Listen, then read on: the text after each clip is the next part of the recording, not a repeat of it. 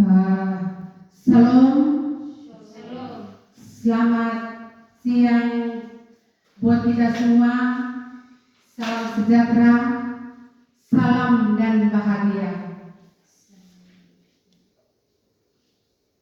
Yang saya hormati Bapak Wakil bersama teman-teman guru, tata usaha,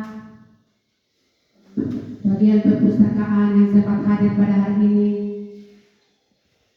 Pada kesempatan kali ini, izinkanlah saya mengucapkan lipat terima kasih kepada teman-teman yang sudah menyempatkan diri untuk hadir bersama pada saat ini di dalam mendukung saya sebagai calon guru penggerak angkatan 11, dan kegiatan hari ini pun saya akan menyampaikan aksi nyata diseminasi budaya positif. Pertama-tama, sebelum kita memulai kegiatan kita, terlebih dahulu saya akan meminta kesediaan dari Bapak Victor Saino untuk membantu kita dalam doa. Oke. Mari kita sambut berdoa. Allah berkatnya di surga, Allah yang disediakan puji dalam nama Yesus Kristus. Di siang hari ini kita datang lagi menghadap sore menghadap Yesus kami, karena Tuhan menjaga dan melindungi kami dari pagi hingga pada siang hari ini. Di saat ini Tuhan berikan yang kegiatan yang dilaksanakan oleh pimpinan kami cabang baru depan angkatan 11. Mari kita bersama kepada kami bersama kegiatan kami hingga akhirnya. Inilah doa dan inilah permohonan kami Tuhan, serta Tuhan mengabulkan kami dalam hidup kami. Di dalam nama Tuhan Yesus yang adalah Tuhan dan Tuhan kami telah berdoa. Amin. Terima kasih untuk Pak Victor yang sudah membantu kita dalam doa. Untuk itu, sebelum lanjut terlebih dahulu, saya meminta teman-teman untuk bangkit berdiri, kita berhadapan, kita memberikan senyuman kepada teman. Hitungan ketiga baru senyum, jangan karena mungkin kita sudah lelah dari pagi hingga pada siang hari ini. Untuk itu, 1, 2, 3. Akhirnya senyum lagi, tetapi kita tertawa. Terima kasih. Tepuk tangan untuk kita semua.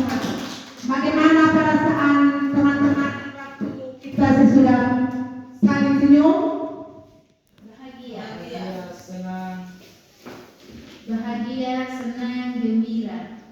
Oke, terima kasih. Kita semua merasa senang, bahagia, dan gembira.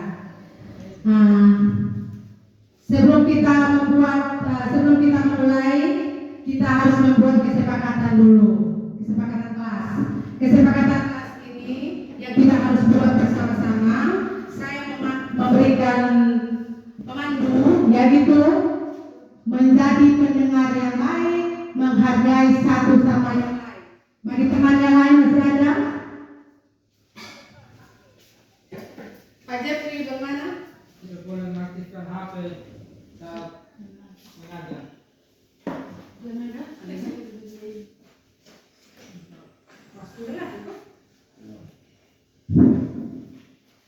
Ya, demikian hasil kesepakatan kelas kita. Dan ini kita perlu lakukan selama kita menjalankan kegiatan kita hari ini. Nah, untuk itu akan kita mulai dengan materi tentang disiplin positif.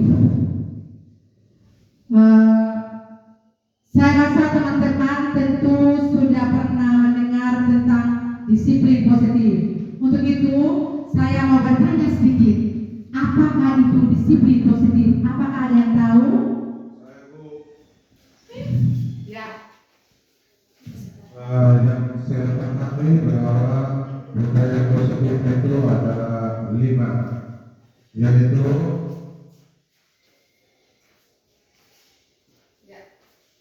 senyum,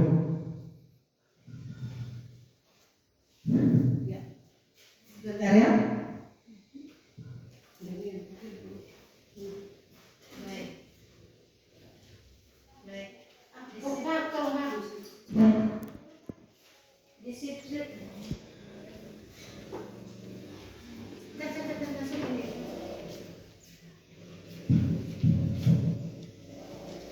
Baik. Disiplin.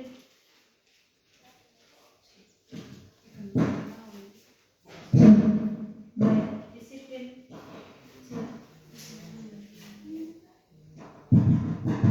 Disiplin positif itu tentang kebiasaan yang baik yang mana kebiasaannya itu selalu diterapkan ketika kita bertemu dengan teman kita sehingga kita menjadi nyaman dan sebaiknya budaya positif itu di sekolah. Demikian. Baik, terima kasih buat Ibu Elo. Kita tepuk tangan buat Ibu ini. Benar sekali, disiplin positif itu adalah perilaku positif atau perilaku yang baik sehari-hari yang kemudian kita bisa terapkan kepada anak-anak didik kita. Nah, di sini di dalam kita menjalani budaya positif ini ada beberapa budaya positif yang kita kenal itu, yaitu 5S. Di sini ada teman-teman yang tahu itu 5S? saya Bu. Siap, Pak Victor, silakan. Yang pertama senyum, yang kedua salam, yang ketiga sopan, dan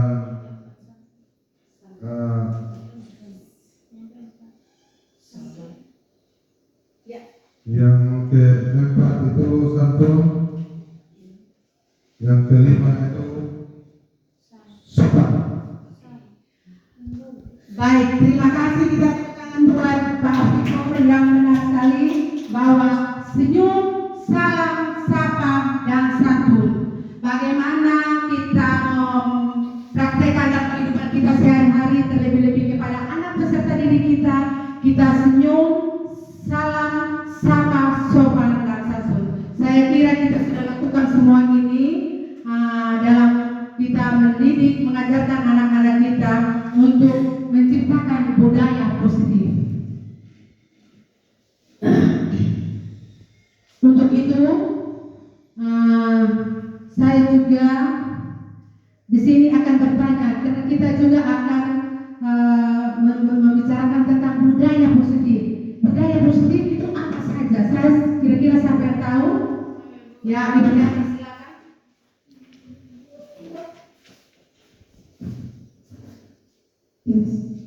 Budaya positif adalah nilai-nilai keinginan dan kebiasaan yang diterapkan di suatu tempat seperti sekolah untuk berpihak kepada murid. Kita tepuk tangan buat Ibu. Betul sekali. Budaya positif adalah nilai-nilai, keyakinan dan kebebasan yang ditetapkan di suatu tempat untuk sekolah yang berpihak kepada murid. Nah, untuk itu marilah kita memulai akan materi kita pada hari ini tentang konsep inti budaya positif. Nah, yang terkandung di dalamnya perubahan paradigma positif, disiplin positif, nilai-nilai kegiatan, kebutuhan dasar, motivasi perilaku manusia, pusat kontrol guru, keyakinan kelas, segitiga distribusi. Lanjut. Ya, di sini ada pembelajaran dengan paradigma. Pembelajaran paradigma dengan paradigma merupakan pembelajaran yang dirancang berdasarkan prinsip pembelajaran yang berdiferensiasi sehingga peserta didik belajar sesuai dengan kebutuhan dan tahap perkembangan sesuai teori psikologi modern atau mewujudkan profil pelajar Pancasila. Nah, di sini ada beberapa profil pelajar Pancasila, yaitu beriman dan bertakwa kepada Tuhan Yang Maha Esa, berakhlak mulia Nah, di sini bagaimana? Seperti yang saya bilang beberapa minggu yang lalu, bagaimana kita mempertahankan iman yang ada kepada anak peserta didik kita. Kita mengajak mereka untuk ibadah bersama dalam seminggu-minggu sekali. Inilah kegunaannya bahwa di dalam profil pelajar Pancasila mengajak kita Bapak Ibu guru untuk memberikan yang terbaik buat anak-anak kita, menunjukkan bahwa dekat dengan Tuhan itu sangatlah indah dan berkebinekaan global. Bagaimana anak-anak mengetahui berbineka itu seperti apa, bersikap itu seperti apa, terus gotong royong, mandiri, bernalar, kreatif. Dan semua ini kita bisa jalankan dalam perilaku kehidupan kita untuk kita dapat bagikan kepada anak-anak didik kita, baik kepada anak didik maupun kepada teman-teman sejawat kita. Lalu, miskonsepsi tentang teori kontrol. Nah, di sini miskonsepsi tentang teori kontrol. Ilmu guru mengontrol murid. Di sini bagaimana kita mengontrol murid kita di setiap kelas. Terus ilusi bahwa semua perbuatan positif, efektif dan bermanfaat. Terus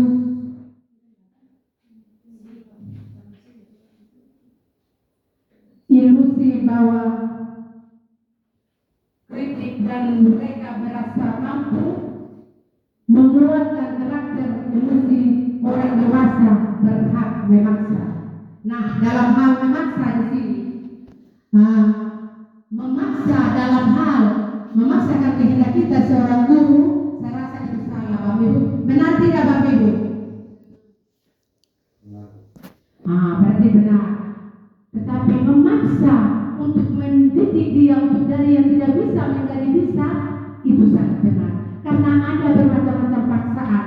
Ada paksaan yang hanya memaksakan kemauan kita, tetapi ada paksaan untuk menjadikan dia anak yang cerdas, terampil dan berkualitas. Merubah paradigma stimulan, respon ke pragma, teori konsep, stimulan, respon tentang dunia. Respon tentang dunia. Realitas kebutuhan atau kebutuhan kita sama. Semua orang lihat hal yang sama. Kita mencoba mengubah orang yang berpandangan sama dengan kita. Perilaku buruk dilihat sebagai suatu kesalahan. Orang lain bisa mengontrol saya. Nah, di sini orang lain bisa mengontrol saya. Kita sebagai guru kita harus mau dikontrol. Jangan hanya kita yang mau mengontrol orang. Tetapi di sini dalam hal ini timbal balik harus ada. Bagaimana kita dikontrol, bagaimana kita mengontrol. Itu harus sejalan. Saya di sini semua sudah ada di sini. Pemaksaan ada pada rujukan gagal. Model berpikir menang atau kalah. Di dalam kita menjelaskan sesuatu atau kita mau meraih sesuatu, pasti kita ingin menang. Tetapi jika kita ingin menang hanya untuk mau mencelakakan orang lain atau hanya mau supaya saya yang tampil sendiri, sama dengan Bapak Ibu. Tapi marilah kita merasa menang untuk menciptakan anak-anak siswa yang berkarakter. Di sini teori kontrol tentang dunia.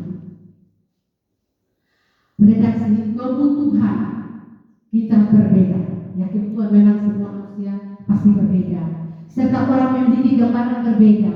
Jelas, itu semua pasti kita memiliki gambaran yang berbeda. Kita berusaha memahami pada orang lain tentang dunia. Semua perilaku memiliki tujuan. Hanya Anda yang bisa mengontrol diri Anda. Nah, di sini hanya kita yang bisa mengontrol diri kita sendiri. Sebelum orang mengontrol akan diri kita, dilakukannya berdasarkan model berpikir dengan menang, dan dalam pikirannya menang, saya harus menang. Tapi bagaimana saya harus menang? Bagaimana saya harus bisa kalau saya tidak belajar? Kalau saya tidak bisa menghargai pendapat orang lain? Nah, kita pindah kepada disiplin positif. Disiplin positif itu, disiplin berasal dari kata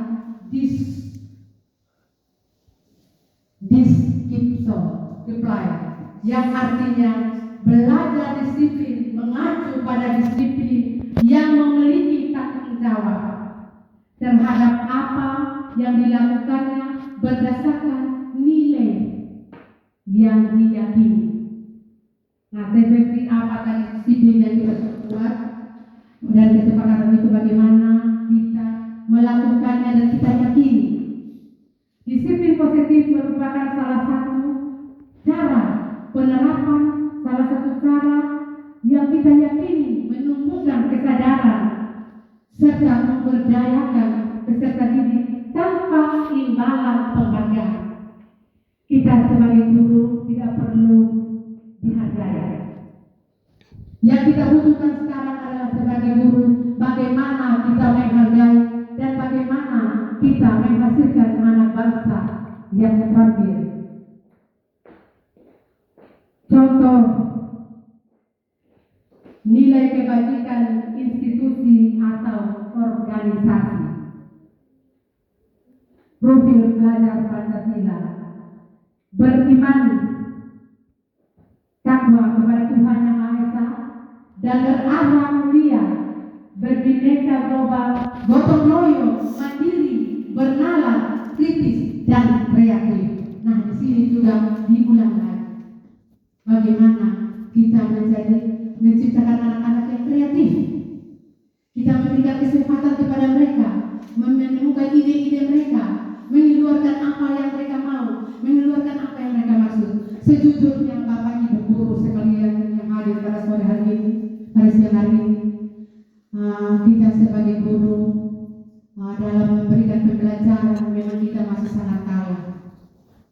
Karena sebenarnya tuntutan oleh di dalam CGP ini bahwa kita harus memberikan kebebasan seluas-luasnya kepada peserta didik agar mereka betul-betul menuangkan apa yang ada dalam diri mereka.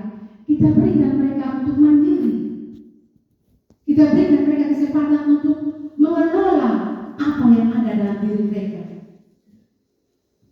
Di sini ada Ibu Years program. Toleransi, rasa hormat, integritas, mandiri, menghargai, antusias, empati, keingintahuan, kreativitas, kerjasama, percaya diri, dan komitmen. Ini yang perlu kita bangun. Kita bangun kepada peserta didik, kita bangun juga kepada diri kita sendiri.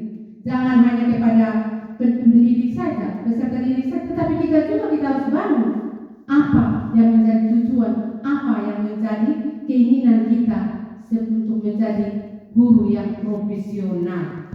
Dan keterampilan hidup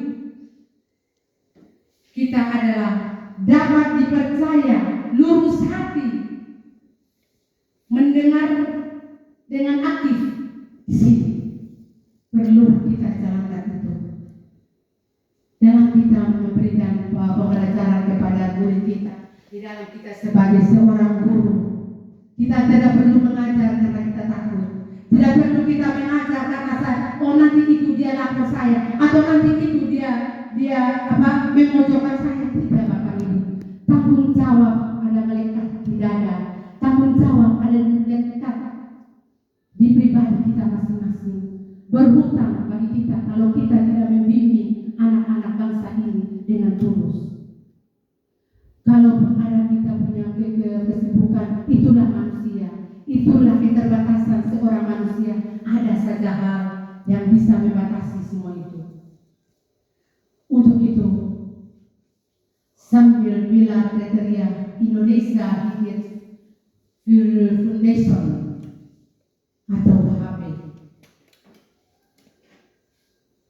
cinta Tuhan dengan dan segenap ciptaannya, kemandirian dan tanggung jawab, kejujuran, percaya diri, kreatif, dan pekerja keras, kepemimpinan dan keadilan, baik dan rendah hati, toleransi, kedamaian, dan kesatuan.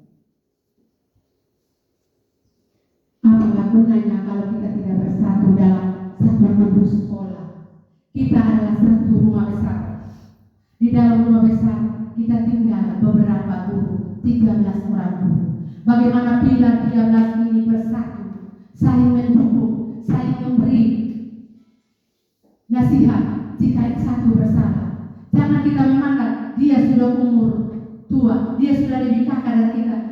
Pasti setiap orang mempunyai kekurangan, kekeliruan, mempunyai keterbatasan. Nah, namun di sini bagaimana kita mengekspos hal-hal yang baik untuk kita tunjukkan kepada teman, kepada anak-anak pendidik. Karena guru adalah contoh tauladan yang baik. Ada 5 kebutuhan dasar manusia menurut Dr. William. Kebutuhan dasar manusia yaitu bertahan hidup, penguasaan, kasih sayang dan rasa diterima, kesenangan, kebebasan. Nah, bertahan hidup ini kita tinggal dalam sebuah rumah. Bagaimana kita menata itu rumah? Bagaimana kita menata itu yang ada di dalam rumah? Sama dengan kita di sekolah.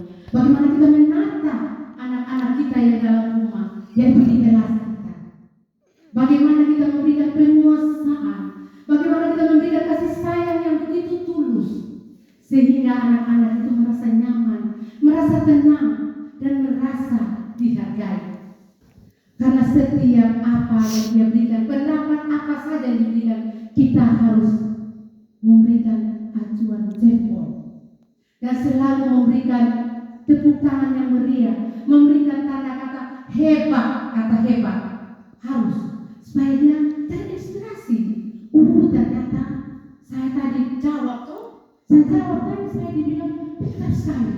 Nah, itulah positif yang kita harus kembangkan di dalam setiap kelas kita. Motivasi perilaku manusia. Motivasi perilaku manusia yaitu kebutuhan manusia adalah segala sesuatu yang dilakukan manusia, yang dilakukan oleh manusia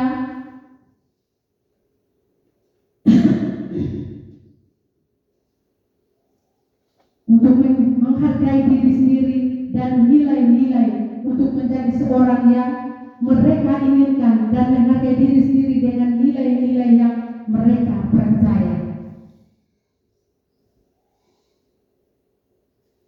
Untuk menghindari ketidak atau hukum. Nah, di sini Bapak Ibu memang dalam kelas pasti kita menjalankan hukum jika ada anak, karena saya rasa kita semua sudah buat keyakinan kelas. Bagaimana Bapak Ibu sudah buat keyakinan kelas? Baik, semua kita sudah membuat keyakinan kelas. Nah, jadi terima kasih. Dan itulah yang kita harus terapkan di dalam kelas. Nah, karena di situ keyakinan kelas itu adalah kesepakatan bersama. Seperti apa kita buat ini juga, bahwa itu adalah keyakinan kelas yang kita harus sama-sama jalankan. Motivasi. Nah, di sini kita akan pindah ke konsep disiplin. Konsep disiplin dengan identitas gagal. Hukuman menyakitkan berarti penghargaannya tidak efektif. Hukuman ini, kalau dia menyakitkan, jadi dia tidak efektif, tidak nyaman, merusak hubungan. Sifat iri. Nah, atau sifat iri di sini ada sifat iri. Murid takut mematikan kreativitasnya. Kalau kita hanya marah-marah dan selalu marah dan selalu, dia akan takut, akan mematikan kreativitasnya. Memaksa, menghukum dengan sistem ranking. Nah, di sini seperti apa yang saya bilang, kita tidak ada lagi perantingan secara toh, karena tidak mau membedakan anak-anak itu. Dari sekolah-sekolah kita memaksa mereka harus berusaha dengan otak mereka yang sebenarnya standar. Nah, kita syukuri mereka kita sudah miliki, kita sudah mempunyai anak-anak didik yang selalu dengar-dengaran, walaupun hal-hal kecil-kecil ada yang kita temui dalam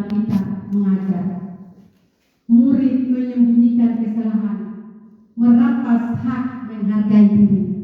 Akhirnya karena takut dia sembunyikan kesalahannya. Akhirnya merampas hak menghargai dirinya sendiri. Nah disitulah lewat pembelajaran kita pada hari ini, lewat pemaparan saya hari ini, mari kita sama-sama menyimak apa yang kita dengarkan tentang hukuman dan penghargaan ini. Murid menjadi rendah diri. Ini juga murid akan menjadi rendah diri. Dia tidak akan percaya diri lagi. Dia tidak akan mau lagi untuk melaporkan jika dia tidak tahu, jika dia salah. Konsep disiplin dengan identitas sukses. Identitas sukses ya. Konsekuensi dan restitusi. Konsekuensinya adalah penguatan jangka pendek.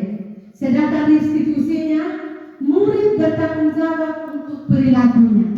Nah, di sini kita melihat penguatan jangka pendek ini bahwa murid bertanggung jawab untuk perilakunya. Jika dia bersalah, oh dia harus menyatakan saya bersalah Bu. Saya siap melakukan keyakinan kelas itu. Saya siap. Seperti itu yang kita harapkan. Perlu monitoring berkelanjutan. Fokus pada pemecahan masalah pada jangka panjang. Perlu monitoring. Jadi di sini perlu kita tidak bisa diam. Selalu kita bertanya, kenapa? Siapa yang anak-anak di dalam kelas kita yang berkelakuan berbeda, yang berkelakuan ada juga yang berkelakuan mau diperhatikan, mau dilihat terus. Dia hanya mau itu. Murid menghormati peraturan, teori kontrol, dirinya memegang kontrol. Nah di sini murid yang menghormati peraturan. Kalau dia sudah menghormati peraturan yang mereka yakini, berarti teori kontrolnya dirinya memegang kontrol. Berarti dia sudah punya kesadaran bahwa dia akan sadar dengan segala sesuatu. Dia akan tahu bahwa ada akibatnya jika dia melanggar. Stimulus respon. Murid menghormati dirinya dan orang lain. Nah di sini perlu kita tanamkan juga kepada anak peserta didik kita. Bukan hanya guru saja yang diberi salam, tetapi juga diberi salam kepada masyarakat, kepada orang tuanya sampai di rumah. Dari sekolah kita sudah ajarkan untuk mencium tangan kita. Sampai di rumah juga diajarkan dari sekolah mengingatkan mereka. Selalu setiap hari kita mengingatkan mereka agar mereka melaksanakan apa yang kita laksanakan di sekolah. Konsep disiplin pendekatan restitusi.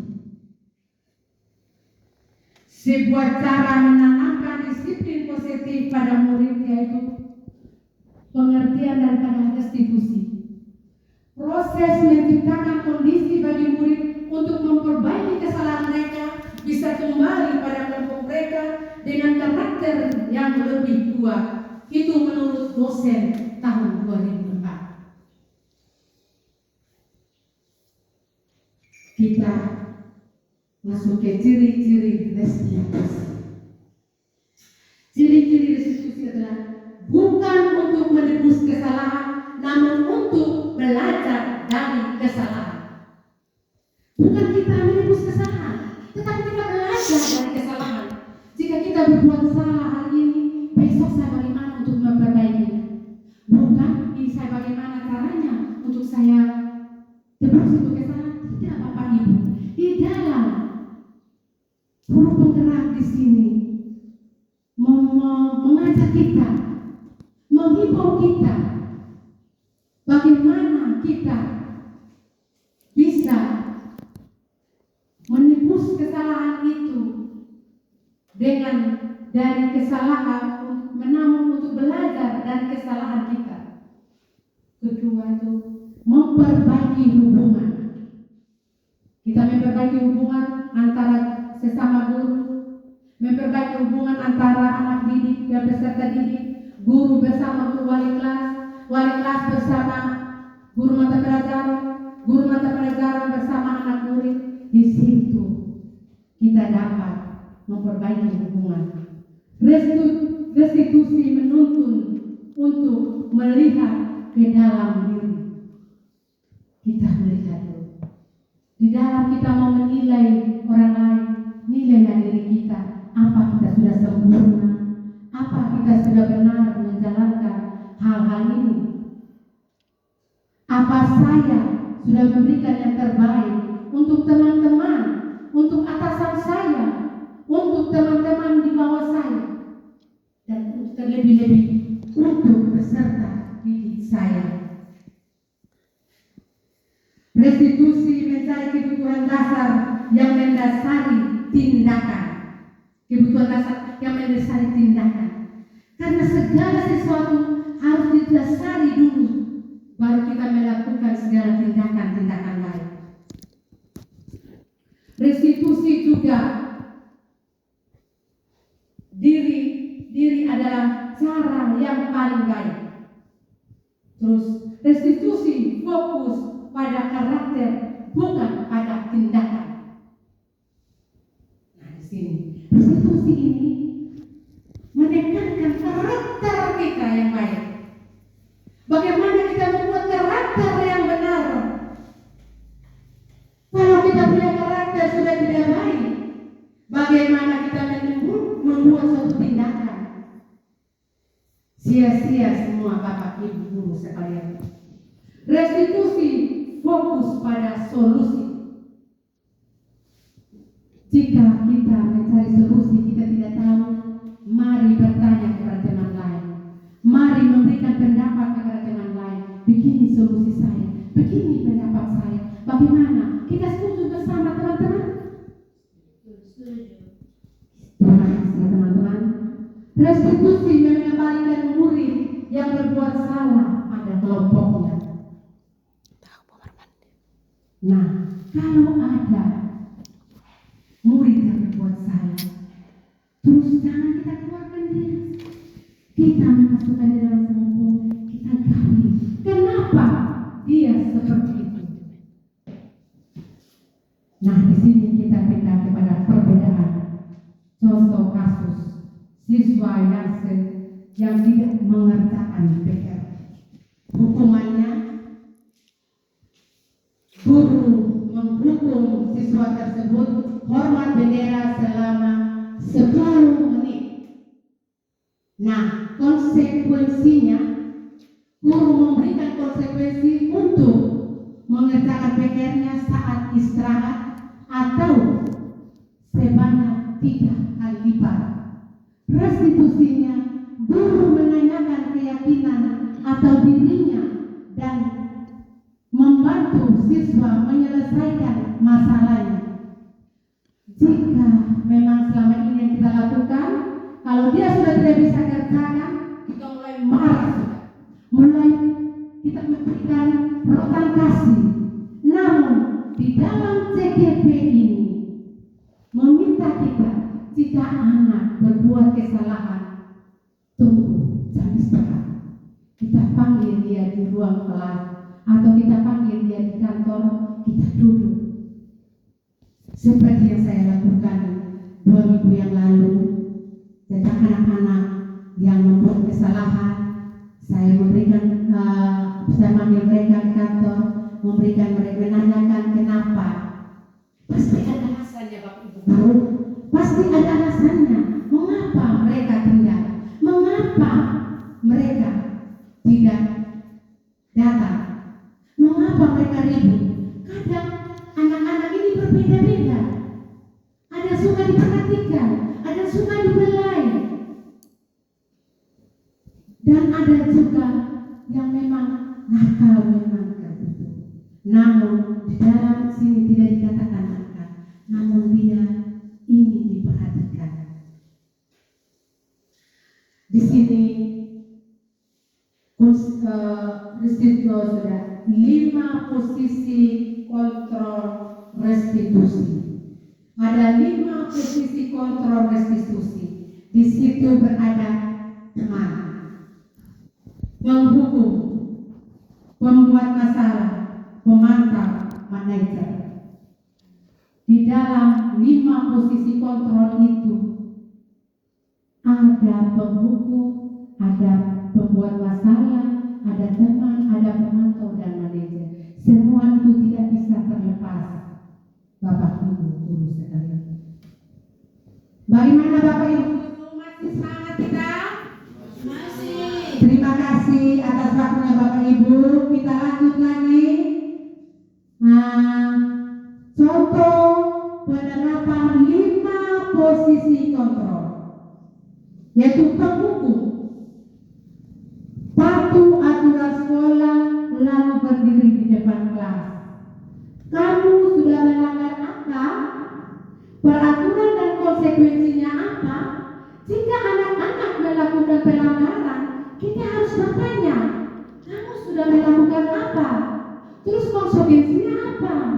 Apa kamu sudah melanggar keyakinan kelas yang kita buat? Seperti itu yang kita lakukan kepada anak-anak. Jadi di sini pembuat rasa bersalah. Berapa kali ibu guru harus memberitahu kamu? Ibu guru sangat kecewa dengan perbuatan kamu. Kita menyatakan kepada dia, bukan kita langsung, gara-gara ibu sampai kecewa. Namun berilah kata-kata yang membuka hati, yang membuka perasaan daripada peserta didik kita, agar dia betah, agar dia senang tinggal dalam kelas. Keyakinan kelas. Mengapa kita memiliki peraturan tentang penggunaan helm saat mengendarai kendaraan beroda 2 atau motor? Itu kenapa kita menggunakan helm, Bapak Ibu? Bagaimana, Pak Menteri? Untuk melindungi kepala. Terima kasih, Pak Jeffrey. Tepuk tangan buat Pak Jeffrey. Ya, untuk melindungi kepala dari segala bahaya. Sama dengan kita juga, kenapa kita harus mendidik anak-anak kita? Kita mau menghasilkan anak-anak yang pintar, berkarakter, dan berbudi pekerti. Kegiatan membuat keyakinan kelas. Nah, kegiatan membuat keyakinan kelas di sini kita sudah lihat bersama seperti apa yang kita buat hari juga. Pertama itu menebalkan keyakinan kelas di kelas, menyusun peraturan menjadi keyakinan kelas. Nanti kita saya rasa kita bisa jalankan bersama-sama di kelas untuk kepentingan dan keperluan anak-anak kita. Ya, lebih abstrak daripada peraturan berupa persyaratan universal, dibuat dalam bentuk positif. Harus dibuat dalam bentuk positif. Bersedia meninjau kembali keyakinan kelas dari waktu ke waktu. Kita harus selalu meninjau. Kita harus selalu lihat apa yang kita sudah sepakati. Nah, kalau kita tidak salah, kita lihat ini kesepakatan kelas sama dengan kita juga seperti ini. Maka kalau kita melanggar peraturan kelas, kita harus melihat kembali apa yang kita telah yakini dan sepakati bersama tadi itu. Menstabilkan identitas. Kita semua bisa melakukan hal terbaik yang bisa kita lakukan. Validasi tindakan yang salah. Kita semua memiliki motivasi internal. Dan di sini ada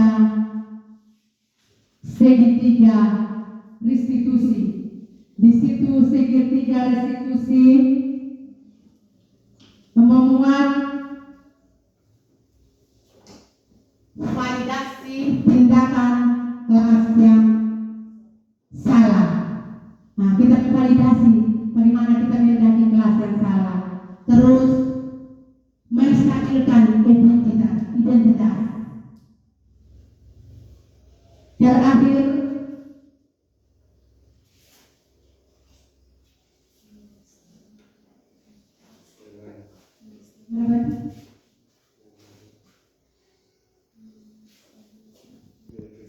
keyakinan menstabilkan keyakinan. Saya rasa itu penjelasan saya, Bapak Ibu guru sekalian.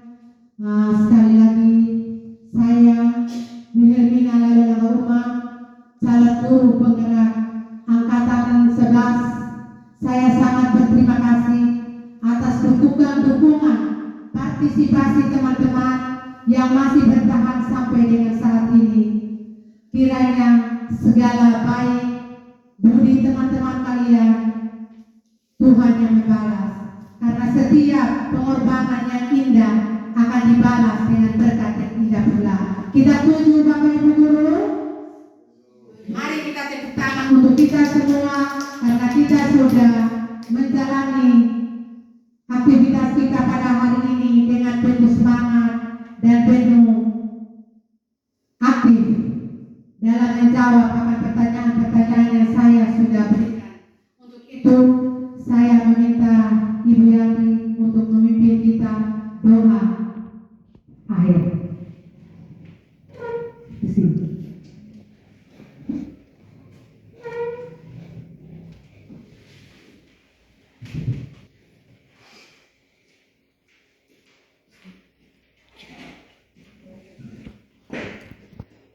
Baik,